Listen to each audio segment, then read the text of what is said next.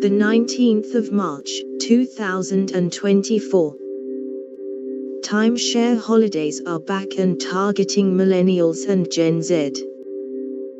Big investment dollars are rolling into the long-forgotten holiday model that is now aimed at the generation that puts holidays above home ownership and experiences over possessions.